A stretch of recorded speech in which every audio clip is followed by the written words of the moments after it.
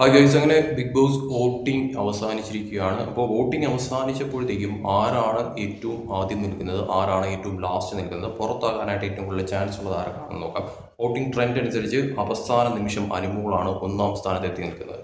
രണ്ടാം സ്ഥാനത്ത് ഷാനവാസാണ് നിൽക്കുന്നത്. മൂന്നാം സ്ഥാനത്ത് റണ ഫാത്തിമയാണ് നിൽക്കുന്നത്. നാലാമതായി അക്ബറാണ് നിൽക്കുന്നത്. അഞ്ചാമനായി നിൽക്കുന്നത് അപ്പാനി ശരത്താണ്.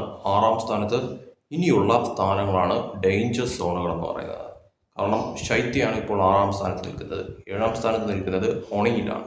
എട്ടാം സ്ഥാനത്ത് നിൽക്കുന്നത് ശാരികയാണ്. ഏറ്റവും ലാസ്റ്റ് ഇപ്പോഴും നിൽക്കുന്നത് സരിക തന്നെയാണ്. അതിലൊരു വ്യത്യാസവും വന്നിട്ടില്ല എന്നുള്ളതാണ് ഏറ്റവും വലിയ ട്വിസ്റ്റ് എന്ന് പറയുന്നത്. ഇതിൽ ഏറ്റവും വലിയ ഹൈലൈറ്റ് എന്ന് പറയുന്നത് ഈ ശൈത്യ, ഹൊണിയിൽ, അതോടൊപ്പം തന്നെ ശാരിക, സരിക തമ്മിലുള്ള ഔട്ട് ഡിഫറൻസ് വളരെ ചുരുങ്ങിയതാണ്. കാരണം വളരെ വലിയ തോതിലുള്ള ഡിഫറൻസ് ഇവർ തമ്മിലില്ല.